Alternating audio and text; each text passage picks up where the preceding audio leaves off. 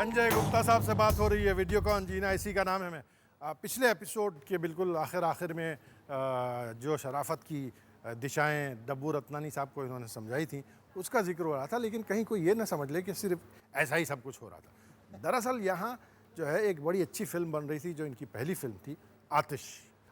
एक साहब को बुला लेते हैं, उनके साथ मिल के बात करते हैं आतिश की। प्लीज़ आइए सर।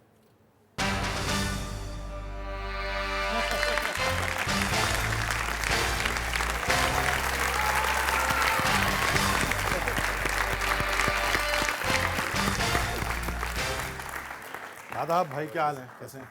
आतिश फिल्म का जिक्र कर रहे थे और ये भी कह रहे थे कि डायरेक्शन की तरफ जो है हल्का सा इशारा करने वाले या कम से कम एड़ लगाने वाले जो हैं संजय दत्त जी। तो हाउ डिड यू फील कि यार ये 21 साल का लड़का जो है सिडनम कॉलेज की जो एक ज़बरदस्त फिल्म बना चुका है, इनको डायरेक्टर बन जाना चाहिए? जब ये असिस्टेंट हुआ करता था तो मैं आउटडोर शूटिंग से आ रहा था, तो मुझे फ़ोन करके बोला कि मैं तुझे एयरपोर्ट लेने आ रहा हूँ। गाड़ी में बोला ये गाना सुनना।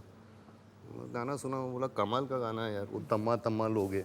तो मैं बोला बहुत अच्छा गाना है। बोला लेकिन डांस तो तुझे करना है। मैंने बोला मुझे कहाँ डांस करवा रहा है। तो मैंने बोला इतनी तकलीफ अगर इसने मुझे दी है तो थोड़ी बहुत मैं भी इसे दूँ। जब आपने इनको देखा है, वेरी यंग असिस्टेंट जो है, तब आपको ऐसा लग रहा था कि this is a bright spark, he will make it as a director? Definitely, I mean, when I worked with him in Thanedar, I just knew that I always used to tell him, I used to always tell him that you'll be one of the greatest directors of the Indian industry. And I think I'm right. What do you guys say?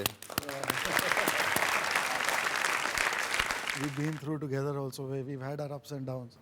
So there's a lot of times, and then my downs also, they said he was responsible for creating the monster. But he was always there, and like, you know, there's something that I always say, when everybody else walked out, he always walked in. Today it is all, it's a kind of a payback time. It is that, no, you know, everything I want to do, I want to make him proud. It's like that, because he is the one man who is just always kind. अच्छा, आपने white feathers जो production company बनाई, ये ख्याल आप लोगों को कैसे आया कि यार हमारी ज़िंदगी में तकलीफ़ें और दर्द सर कम हैं, तो एक और ऐड कर लें, सर प्रोड्यूसर भी बन जाए? फारूक भाई, संजय हर प्रोड्यूसर के साथ काम करता था एंड कभी खुश मैंने उसको देखा नहीं। तो एक दिन मैं शूटिंग करके आ रहा था तो मुझे बोला कि हम लोग रास्ते में मिलते हैं। उसने मुझे कांटे का सब्जेक्ट सुनाया, बोले कि सब न्यू कमर्स चाहिए मुझे। तो मुझे सब्जेक्ट सुन के मैं बोला न्यू कमर्स क्यों चाहिए तुझे यार? I said I'll talk to everybody and we'll go and meet everybody. It's a great script, you know. We'll start a company together and you only do films for that company. You know the way White Feather Films is today. It's a name in the industry to कि White Feather Films है तो picture देखनी चाहिए। How is it working with him as a producer?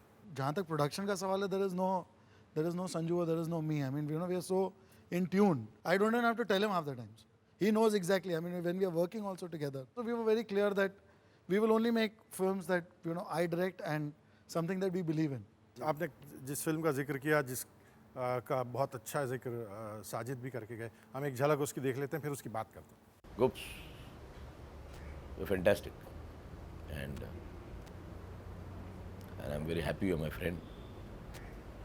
And whatever, as an actor, whatever recognition I'm getting today, I know it's thanks to you, and you know that too.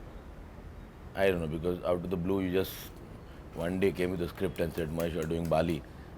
And I still wonder sometimes, you could have easily got someone, a star, and made a little more money. But you stuck by your convictions. Have a great life, Goops. You deserve it. You've worked hard for it. And let's rock.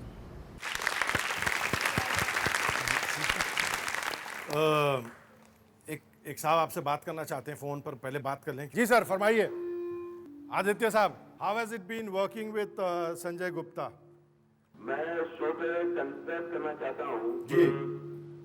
अगर इस पूरे हिंदुस्तान में, पूरे बॉलीवुड में या जितने director हैं उनमें से अगर मुझे चॉइस दी जाए कि किसकी फिल्म करोगे, तो मैं कहूँगा संजय गुप्ता की। And I really mean this Gupta, I really, मुझे बहुत मजा आया आपके साथ हमेशा काम करने में, इन आतिश, इन हमेशा, इन मुसाफिर। I really love working with you Gupta. Thank you, brother. I love working with you too. बहुत शुक्रिया भाई, very kind of you to call in. Thank you sir, enjoy. Thank you, thank you, Thank you. Coming back to Kaante, एक तो ये कि आपने पूरी film जो है हिंदुस्तान से बाहर ले जाकर शूट की, और यकीनन जो है कम पैसे में भी नहीं हुआ होगा। ये तसव्वुर जो है आप दोनों को आया कैसे, क्योंकि it's a big financial involvement. और भाई ऐसा देखिए, जैसे मैंने आपको बताया था कि मैं एक छोटी सी फिल्म बनाना चाहता था। When he heard it, he said, let me do this character. So I said, फिर बाकी सब भी वैसे ही चाहिए। What is your problem? मैं लाऊंगा ना। ऐसा प्रोड्यूस कौन करेगा? ऐसा मैं करूंगा। अच्छा, तो मतलब मेरी हर प्रॉब्लम के लिए Sanju always been there. Our vision, our ambition was very big, और वो पैसे हमारी जेब में थे नहीं। बीच रास्ते में जाके हमारी गाड़ी रुक गई। We run out of money, we didn't know what to do, and that's where again he stepped in and कहा कि ठीक है, जो भी मेरा रेम्यूनरेशन है फिल्म में as an actor, I forgo put it into the budget. And इनको देखते हुए फिर Amit ji came forward, all the other actors came forward. I think that is something which has never happened, और उस योगदान से हमारी फिल्म आगे बढ़ी, प्रोडक्शन खत्म हो गई। Our life was in that movie. You know, हमने फिल्म तो बना दी थी, अब वो वहाँ से निकालें कैसे? And then again things kind of worked out.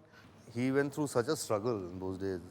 I had to see, क्योंकि जब हम लोग LA भी गए थे, you remember, सब लोग बोलते थे हाँ देख लेंगे कैसे बनती पिक्चर यार। तो एक प्रेस्टीज इशू हो गया था हम लोग का, एंड वी सेड कि कैसे भी करके भी पीपल विल सी कांटे। फरवा इतना अच्छा माहौल था सेट पे। आई मीन अमित जी यूसु से कि अच्छा ये लाइन यार ये तू बोल दे, या मैं कभी महेश को बोलता था यार ये लाइन मैं नहीं बोलूँगा, महेश तू बोल। तो ऐसा माहौल मैंने कभी देखा नहीं है। हालांकि नॉर्मली जो है उलट होता है।